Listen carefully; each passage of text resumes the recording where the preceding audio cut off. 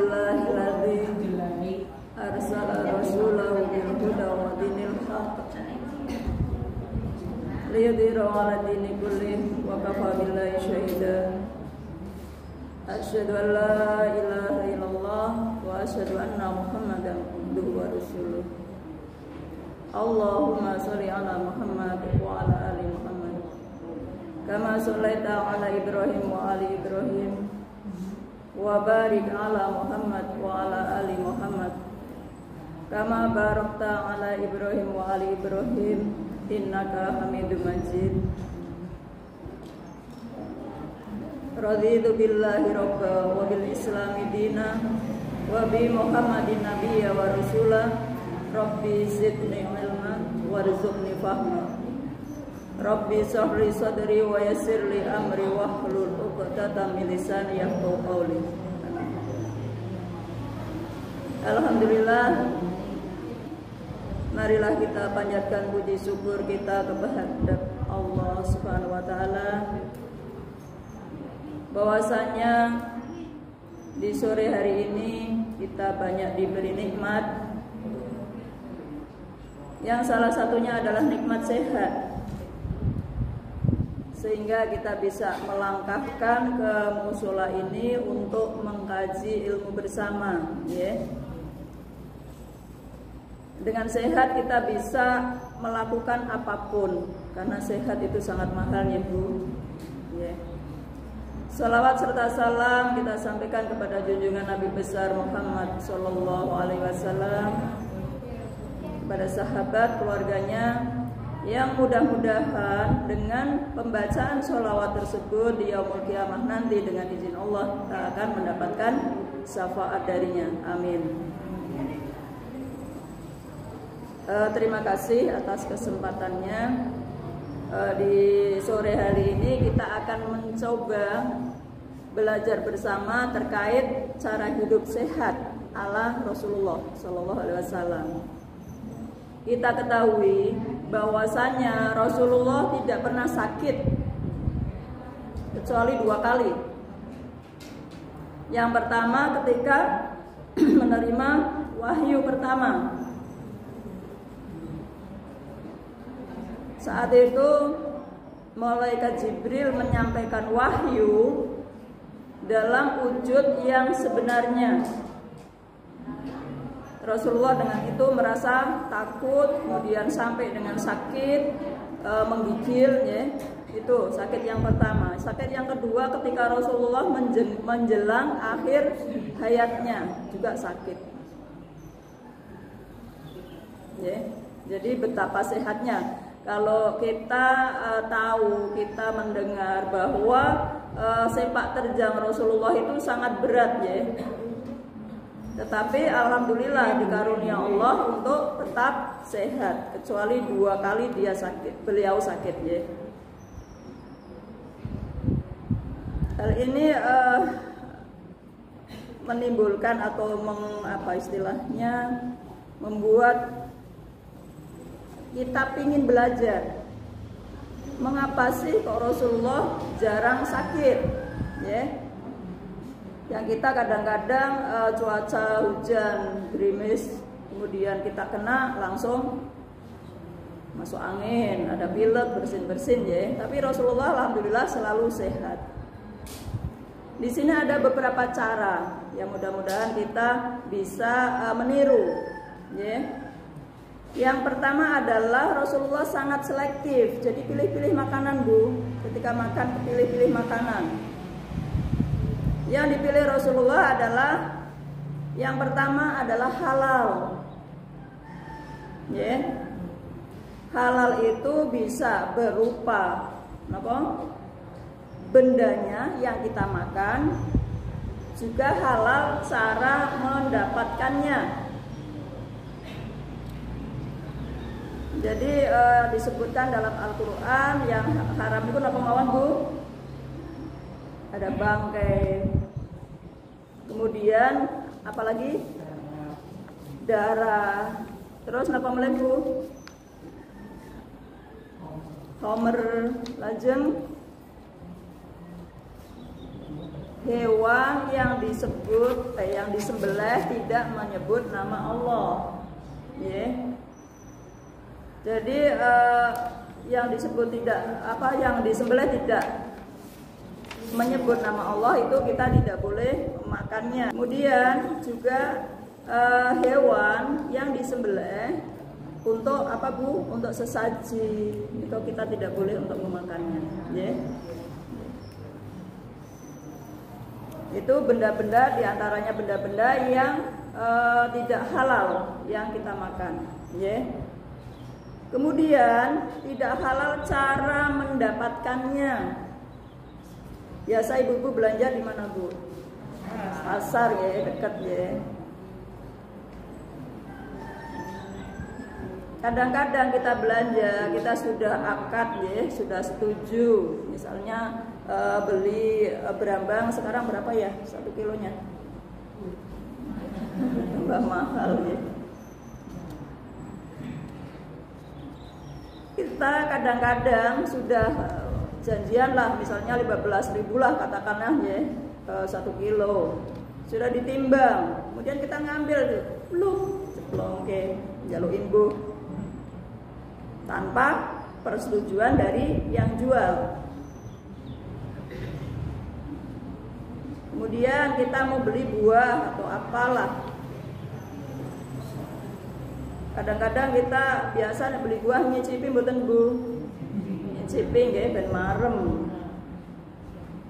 Kira-kira sakit mboten ketika kita beli nggak usah icip? Ora mantep ya? Nggak mantep. Tapi kita icip itu seizin yang jual, ya. Misalnya dijejer di situ ada rambutan, ada duku, ada anggur, ada salak, ada apa, kita cicipi semua. Tapi ratuku. Kita pernah melakukan enggak Bu? Mulai sekarang jangan ya, jangan. Jadi kita tidak usah icip, tidak usah meminta imbuh kecuali seizin yang jual. Icip pun kadang-kadang sih penjual menyediakan ya, misalnya mangga sudah dikupaskan, monggo diicipi dulu. Misalnya beli rambutan, monggo diicipi dulu. Kalau tidak diperkenankan, tidak dipersilakan oleh penjualnya, kita nggak usah icip, ya. Itu bahaya Bu ya. Padahal yang kita beli 1 kilo, tapi imbuhnya satu itu yang dijadikan kita tidak halal, ya. Kemudian kita mau melas apalah, melas apa? Udang. Tonggonya ada nih, daun pisang. Ora usah tuku, tonggone duwe nyuwek aja tanpa izin. Itu halal mboten? Kita sepele, ya. Kita sepele, tapi jadikan kita tidak, makanan kita jadi tidak halal. Kemudian kita jalan-jalan ada selilitan nih, belum sikatan langsung berangkat ngaji, selilitan mau tes apa yang di tetangganya, biting apa untuk musab selilitnya. Itu juga tanpa seizin kita, kadang-kadang kita menyepelekan hal itu, tapi itu yang bikin kita menggunakan hal tidak halal, ya. Jadi hati-hati, ya, selektif dalam memilih makanan. Bahkan kita ibu ya menyiapkan makan untuk bapak, untuk anak dan sebagainya. Kasihan mereka makan hal-hal yang tidak haram, yang tidak halal. Padahal yang kita beli lebih banyak daripada kita imbuhnya tadi atau icipnya tadi, ya. Kadang-kadang juga ada nih. Beli pindang, ya.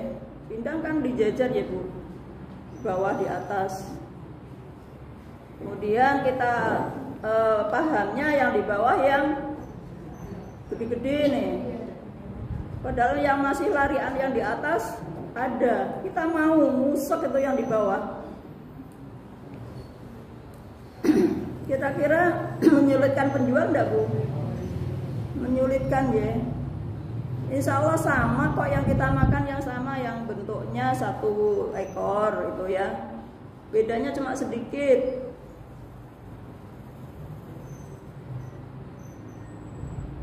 Jadi hal-hal seperti itu untuk tidak dilakukan lagi ya. Kita memang kita kira-kira bisa enggak Bu? Ketika kita memilih, itu milih yang terjelek, terkecil. Kadang-kadang orang pada nggak mau, kita kira bisa enggak Bu? Biasa milih pertama yang besar, yang bagus ya. Tapi di balik itu semua itu lebih banyak manfaatnya sebetulnya ya. Karena apa? Keberkahan. Ketika kita ada nih ya yang jualan apa itu yang cowek apa itu ya, layah itu apa, cebok apa, cobek, sudah berat kayak mikul gitu ya. Kemudian kita ngenyang gridil gitu ya. Usahakan nggak usah ngenyang lah, ketika kita beli nggak usah ngenyang. Dan biasanya ibu-ibu beli di swalayan, pernah beli di swalayan Bu? Pernah aja.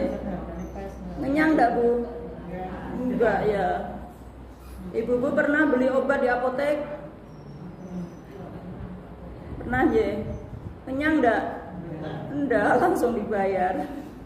Tapi ketika kita beli lombok gitu ya, udah jaluk imbung, ngenyangi sak wen-wen gitu ya, kandorak mantep dan sebagainya. Kalau misalnya nimbang nggak mantep, itu urusan penjual sama Allah ya. Dan kita yakin aja ya, kita yakin aja bahwa itu adalah kita ngambil hikmahnya dari itu. Kemudian pilihan yang selanjutnya adalah makanan yang tadi halal. Halal selanjutnya apa, Bu? Thayyib. Thayyib itu bagus ya.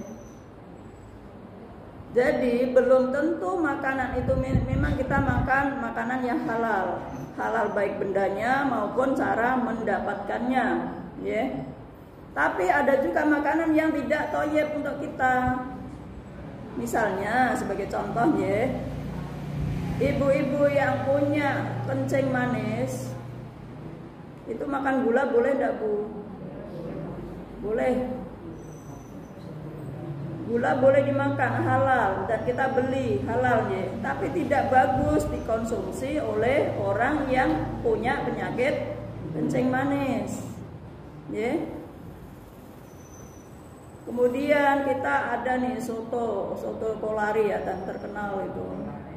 Dan campur jeroan, campur macam-macam itu, Bu ya. Ketika kita dinginkan, apa yang terjadi? Ada kendal banyak ya. Itu kita beli. Dan itu dagingnya daging sapi, halal. Tapi tidak thayyib dimakan pada orang yang punya apa? Hipertensi, hiperkolesterol ya. Jadi kita milih makanan yang halal dan thayyib. Kalau dulu kita diajarkan ya di PKK apa, Bu? 4 sehat 5 sempurna ya. Jadi kita berubah deh ya. Kalau dulu makanan kan 4 sehat itu apa, Bu? Nasi, lauk, sayur, buah, yang kelima susu. Padahal itu ada nggak pas. Nanti kita lanjutnya dibahas. Jadi kita rubah sekarang, kita rubah pola hidup kita milih makanan kita yang halal dan thayyib itu ya. Memang kadang-kadang sulit, Bu ya. Kita belanja nggak usah menyang, nggak usah minta ibu, nggak usah ngicipi, itu sulit banget ya. Kalau kita tidak tidak melatih ya, untuk menahan bahwa ini tidak bagus, ini tidak halal dan sebagainya ya. Jadi kita coba untuk rubah. Kemudian diantaranya Rasulullah itu senang makanan apa? Minum madu. Ada ibu yang rutin minum madu? Untuk fungsinya untuk detoksin. Detoksin itu mengeluarkan racun yang ada di tubuh kita. Jadi di samping ada madu, Rasulullah akan memilih hal-hal yang bagus, yang halal ya, yang kita makan. Karena di usia seperti saya ya, di atas 50 tahun sudah mulai penyakit menghampiri ya, Bu ya. Ada yang ketika duduk bangun nanti gentoyoran, kemudian ada kemeng-kemeng ya, linu kabeh. Kemudian dilihat juga wis ora pati jelas niku nggih. Jadi kita coba untuk selektif ya, untuk milih-milih apa yang dimakan oleh kita dan keluarga. Kemudian Rasulullah juga mencontohkan ketika makan daging itu Rasulullah sangat cerdas.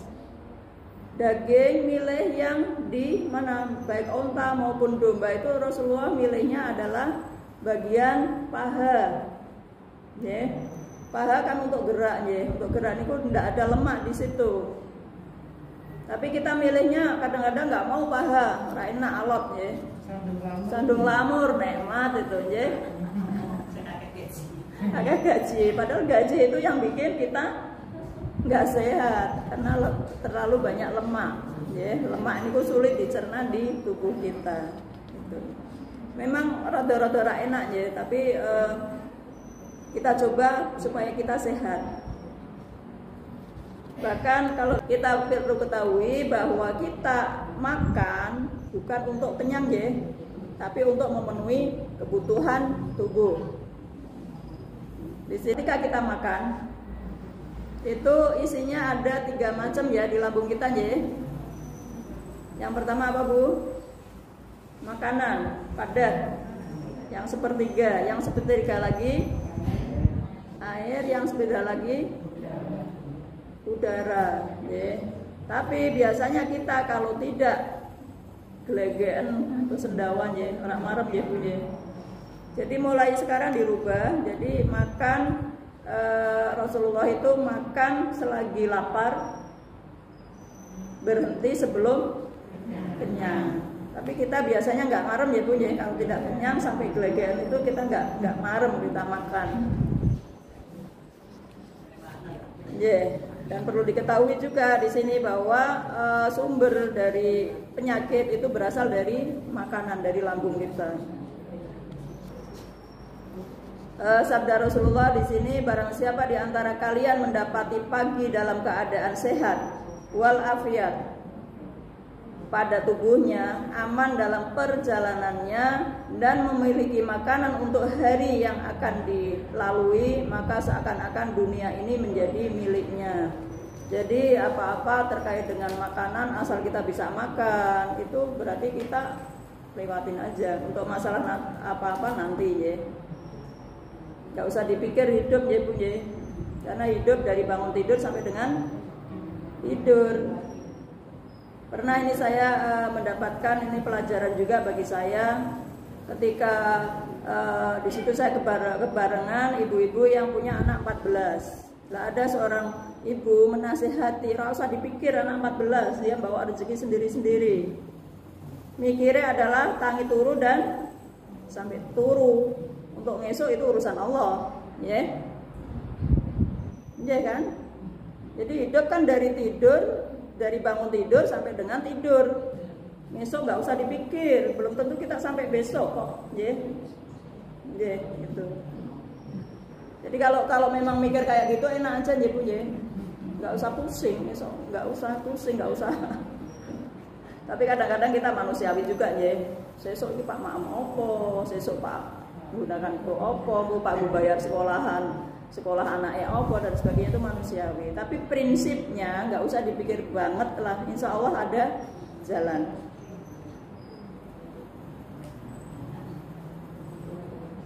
Kemudian Rasulullah juga terkait dengan makanan tadi deh, sangat menghindari makanan yang berlawanan.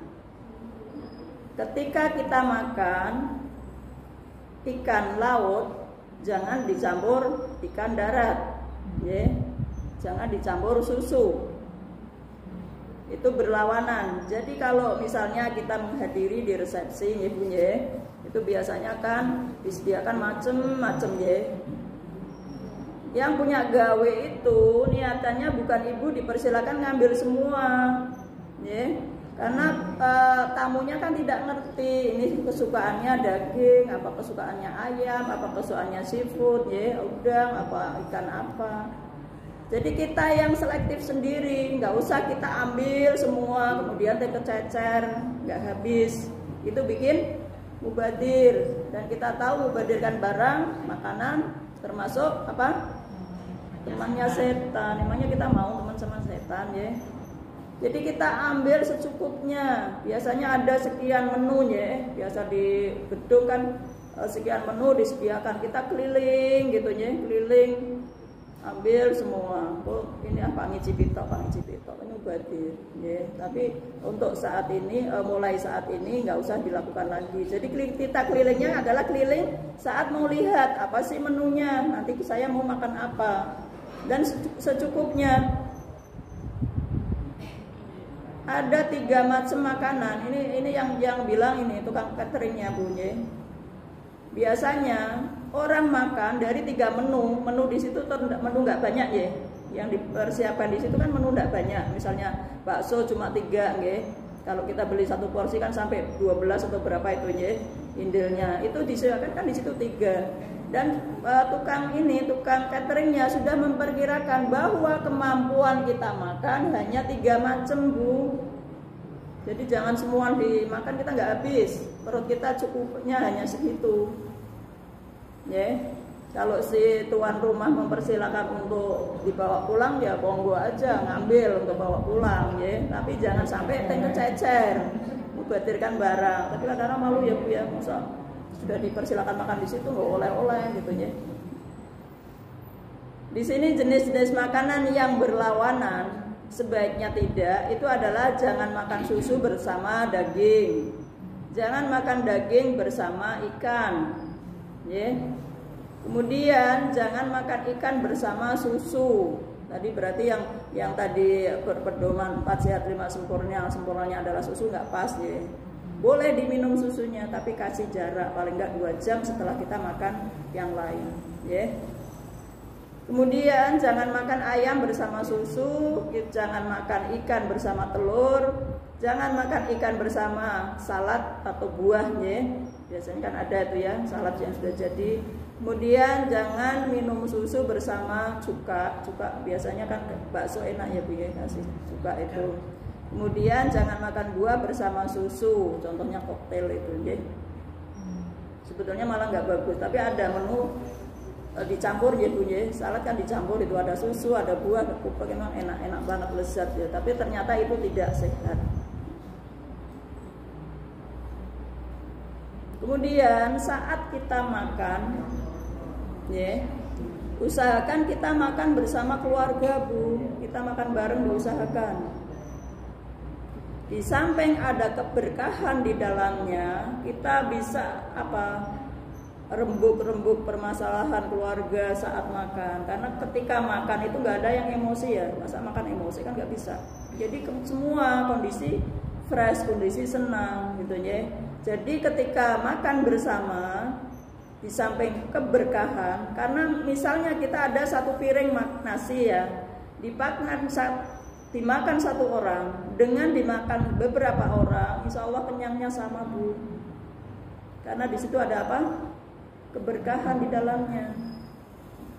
Jadi jangan coba-coba kita ngumpetin makanan, tak makan dewean Dengan misalnya satu buah dimakan bersama, kemudian dimakan sendiri, itu kenyangnya sama yang kita rasakan. Kalau enggak, percaya dicoba. Ya. Yang belum biasa untuk makan bersama dalam keluarga, dicoba. Nanti nikmat banget. Kemudian ketika itu ada permasalahan bisa dibahas saat makan situ. Kemudian makannya kan di situ, makan kan enggak boleh terlalu itu ya Bu ya, tidak boleh terlalu cepet ya. Kecuali darurat lah, misalnya mau apa saya cepat-cepat makan. Sebaiknya makan itu ngunyah yang santai. Di situ jadi paling enggak kan ada kalau di kesehatan kan sampai dengan kunyahan itu sejumlah gigi kita. Ada 32 juga 32, biasanya 32 sudah langsung habis ya Bu ya. Gitu. Jadi ya setidaknya mendekati itulah. Jadi kita makan santai. Ketika kita makan santai kan ketika nelan juga nggak sampai sereten ya. Juga meringankan lambung ketika mencerna ya. Jadi meringankan beban organ-organ di pencernaan, ada lambung, ada usus dan sebagainya. Dan makan dengan pelan itu kan menghendaki dari, kadang-kadang ada yang kegigit ya Bu. Ya Bu, pernah enggak? Kemudian makan sampai tersedak. Dan diusahakan ketika kita nelan makanan jangan sambil ngomong. Karena sambil ngomong biasanya apa terjadi? Sedak. Karena ketika kita ngomong itu katup di saluran nafas akan kebuka. Jadi kita telan dulu baru ngomong apa gitu ya. Meskipun kita bagus ketika kita ada bicara saat kita makan bersama dengan keluarga. Kemudian yang selanjutnya adalah kebiasaan atau cara sehat ala Rasulullah adalah tidak tidur terlalu malam. Ya. Biasanya tidur jam berapa Bu? 9 ya. Ada yang suka nonton sinetron Bu? Andin ya. Andin. Saya juga pernah Bu ya. kadang-kadang nonton gitu ya. Tapi sekarang jam tayangnya jam 9, jadi lebih baik tidur lah. Lebih manfaat tidur daripada nonton Andin. Kesenangan produsernya ya, kita nonton gitu ya. Karena dengan tidur malam itu akan mengganggu fungsi di hepat atau hati kita. Kalau fungsi jantung ada dua ya, memompa darah dan mengedarkan darah. Kemudian fungsi ginjal juga menerima cairan di situ, kemudian membersihkan, kemudian buang lewat urin, cairan lewat urin, lewat pipis ya. Tapi kalau fungsi liver ada kurang lebih 500-an fungsi dalam tubuh kita. Jadi fungsinya banyak banget untuk liver Bu, dijaga ya. Dan di situ kadang-kadang yang kita tidak bersyukur gitu ya. Kadang-kadang minuman keras dan sebagainya itu merusak liver ya. Dan itu kalau kita biasa tidur malam itu akan mengganggu fungsi daripada liver atau hepar gitu ya. Dan fungsi atau manfaat di balik tidur awal itu berarti kita akan bisa bangun ya. Kadang-kadang kita terbangun mau BAK ya, mau pipis ya. Tapi kadang-kadang males habis pipis kita tidur lagi. Sebetulnya itu kita dibangunkan ya, dibangunkan Allah untuk tahajud ya. Tapi kita kadang-kadang lupa, kita tidak mengambil hikmahnya ya, tidak mengambil hikmah ketika kita dibangunkan Allah pada tengah malam. Itu sebetulnya adalah untuk tahajud, untuk minta, untuk dan manfaatnya bangun dini hari itu banyak sekali karena udaranya udara sehat, segar. Jadi ketika itu kita menghirup udara yang segar. Dan kadang-kadang juga kita tidak sengaja itu batuk-batuk ya kalau dini hari ya. Karena apa? Dari proses itu nanti kotoran-kotoran akan keluar. Dan itu tanda juga itu Bu, ketika batuk-batuk, terbatuk ketika tidur itu kita sebetulnya dibangunkan untuk sholat ya. Tapi kita tidur lagi karena dingin ya. Kemudian kebiasaan Rasulullah itu diantaranya adalah apa? Puasa. Di samping puasa Ramadan kita banyak dipersilakan setelah Ramadan ada 6 hari itu puasa apa Bu? Puasa Syawal ya. Puasa Syawal itu dinilai pahalanya sama dengan puasa setahun ya. Selain puasa Syawal ada puasa apa lagi Bu? Senin Kemis ya. Itu di hadisnya kan Rasulullah ketika hari Senin dan Kemis itu adalah apa? Penyerahan atau penghitungan amal-amal kita ya. Dan kata Rasulullah, saya ingin ketika amal saya dihitung itu saya dalam kondisi puasa ya. Kemudian ada puasa apa? Daud, puasa sehari, puasa enggak sehari gitu ya, selang sehari. Dan puasa banyak lagi ya. Kemudian ada puasa Arafah, puasa apa lagi itu ya. Dan puasa wajib selain puasa Ramadan itu ada puasa apa Bu? Puasa nadar. Nadar itu wajib.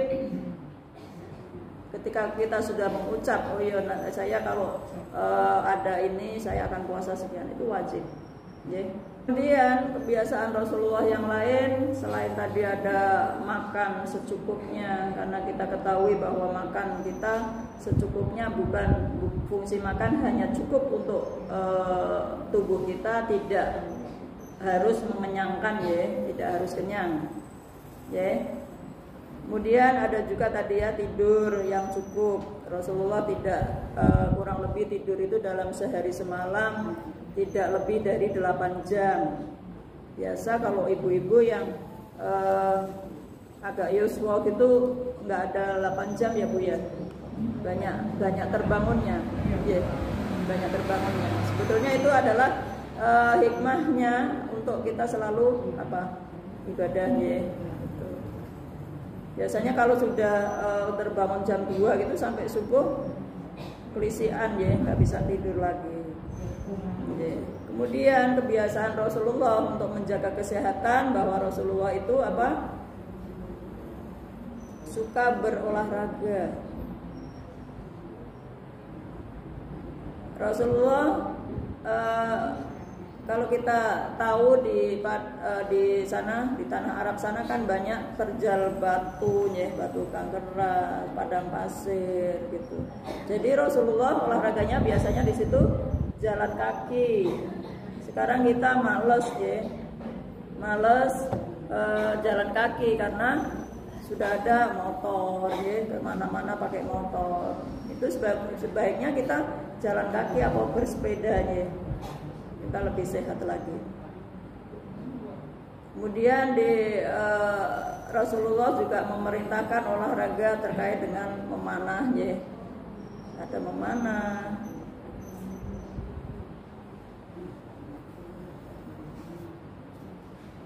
Kemudian Rasulullah juga di samping tadi ada memilih makanan, kemudian selektif, kemudian makan sebelum lapar dan berhenti sebelum kenyang. Ini selain kemudian tadi ada puasa dan sebagainya, Rasulullah selalu menjaga kebersihan ya. Baik kebersihan tubuh maupun lingkungan.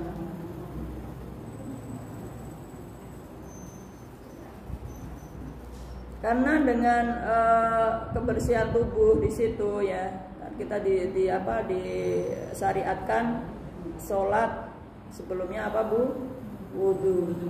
Kalau kita mengkaji terkait dengan wudu yang sebenarnya itu kan dari awal-awal cuci tangan. Kita bahkan disarankan untuk selalu cuci tangan ya punya, dimanapun itu ada sekarang tempat cuci tangan. Itu kita membersihkan dari kuman-kuman yang ada di sini tangan. Karena tangan itu adalah area untuk alat untuk kemana-mana, media ini menularkan penyakit. Kemudian kita ada penyakit ketempelan kuman di sini, kemudian demam orang lain juga nanti akan tertular. Setelah itu juga setelah cuci tangan berkumur di sini itu tujuannya adalah untuk membersihkan sisa-sisa makanan yang ada di mulut, di gigi, di sela-sela gigi. Bahkan kita disunahkan ketika mau wudu kita siwak untuk gosok gigi.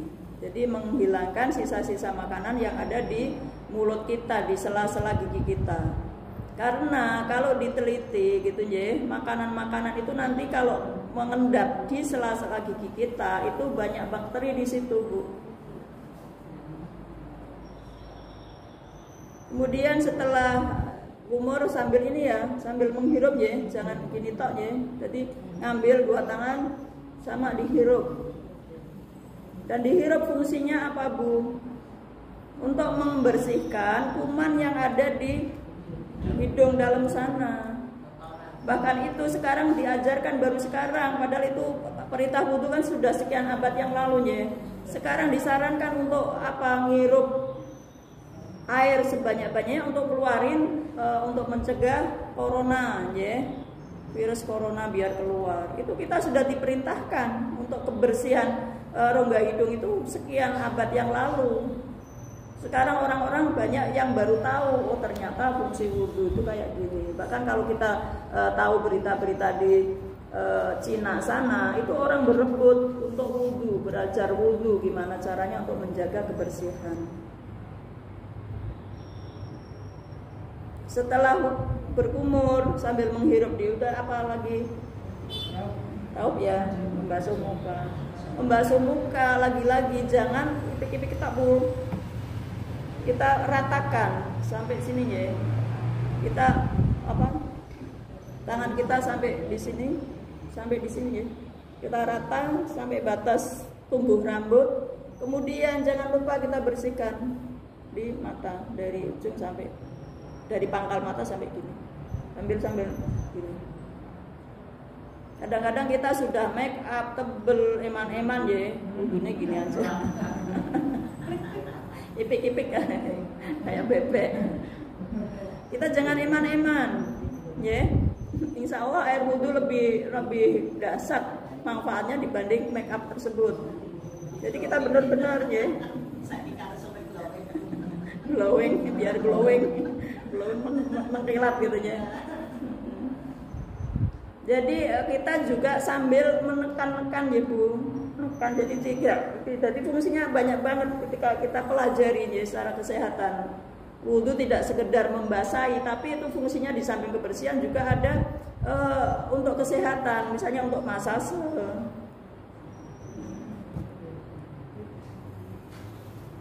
Ada itu, biasanya kita tuh idolakan artis ya. Ada Titik Puspa, tahu ya Bu ya? Titik Puspa itu kan usianya sudah berapa tuh? Di atas 70 tahun. Kenapa sih masih mengkilat gitu ya? Ketika ditanya apa rahasianya, selalu wudhu. Titik Puspa kan Cina ya Bu. Jadi dia sudah mualaf ya. Itu selalu wudhu. Jadi air wudhu yang bikin dia seger gitu ya. Kita ke Rasulullah ya, tidak ke Titik Puspa. Kemudian selain wudhu, selain membasuh muka, kemudian kita bersihkan sampai sini ya, bukan sampai sini, sampai ini tangannya, jempolnya gini. Tangan ya, setelah itu ya. Tangan biasanya berapa kali Bu? 3 kali kanan kiri apa kanan dulu Bu? Kanan dulu ya, 3 kali. Dan itu sambil ditekan untuk masase untuk dipijit. Ini karena kita banyak saraf di sini ya, jangan sekedar itu, jangan eman-eman. Kita kadang-kadang jahitkan baju biasanya ngepres gitu ya, sulit untuk di bawah sini. Kita misalnya kita kenceng, kita ada kancing di sini, kita buka di sini karena syariatnya adalah setelah siku ya, sampai siku. Sambil ditekan di sini jangan sampai ada yang kelewatan. Kita tekan di sela-sela sini juga.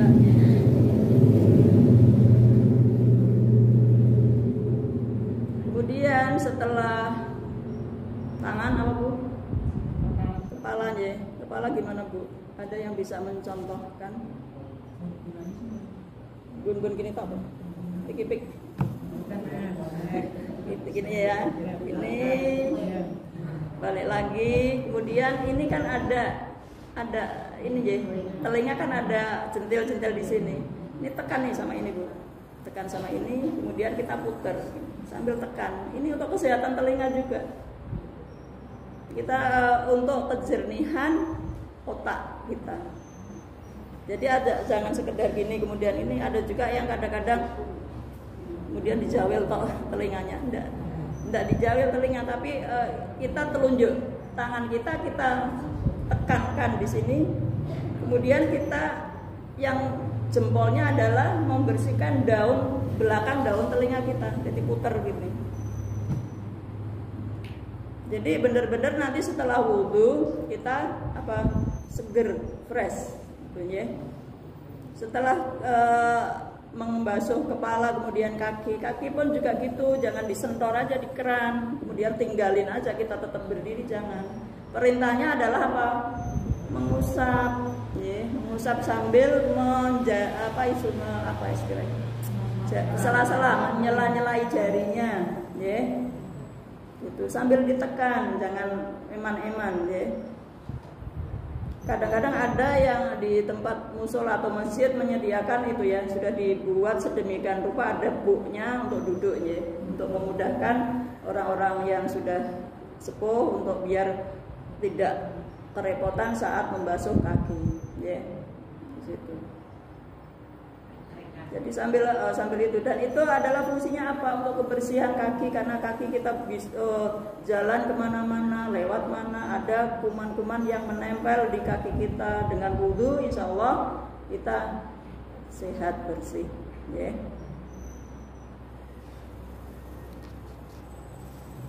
Kemudian terkait dengan makan tadi, balik lagi ya, terkait dengan makan tadi saya ingatkan, biasanya kita setelah makan ada cuci mulut apa Bu? Buah ya. Tapi sekarang dibalik, makanya buah dulu baru makan. Jadi ini untuk mempermudah pencernaan di lambungnya. Jadi ketika itu kan kita untuk cuci mulut makan buah. Sekarang dibalik, buah dulu baru makan. Langkah praktis samping tadi yang sudah saya sampaikan beberapa tadi. Yang pertama adalah jangan biasakan makan malam. Biasa kita makan jam berapa Bu? Jam 5 ya, itu lebih baik. Jadi ketika makan setelah maghrib tidak makan lagi. Tapi ada juga kebiasaan setelah maghrib. Jadi kalau setelah isya biasanya sebentar lagi kan tidur. Jadi sebaiknya kita tidak dalam kondisi kenyang ketika kita tidur.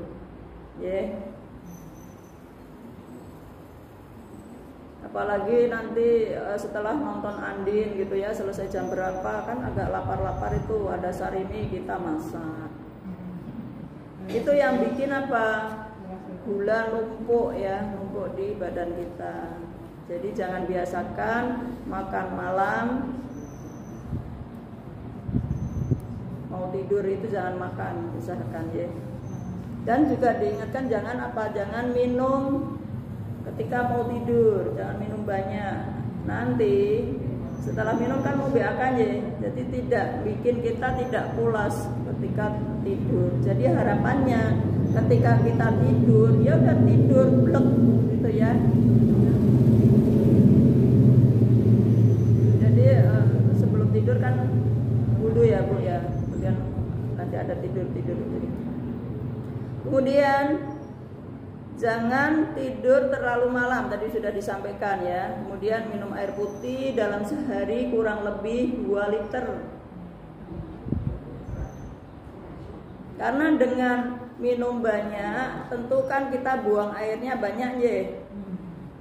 Nah itu membantu mengeluarkan zat-zat racun yang ada di tubuh kita keluar. Jadi yang banyak BAK, banyak pipis itu bagus malahan Bu. Tapi orang yang berpenyakit kencing manis juga banyak tanda-tandanya kalau malam pipis sampai 3-5 kali ya.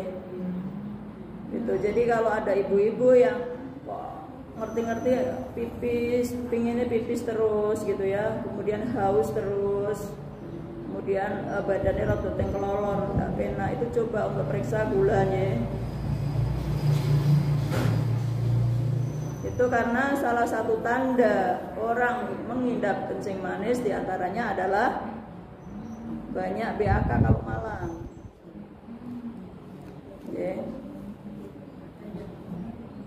Kita memang banyak pipis bagus ya, tapi tidak mengganggu tidur kita. Jadi harapannya tidur pulas. Kemudian puasa rutin tadi sudah disampaikan ya, itu juga sangat bagus.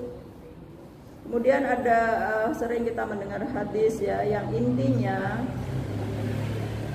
itu di tubuh kita ada segumpal daging.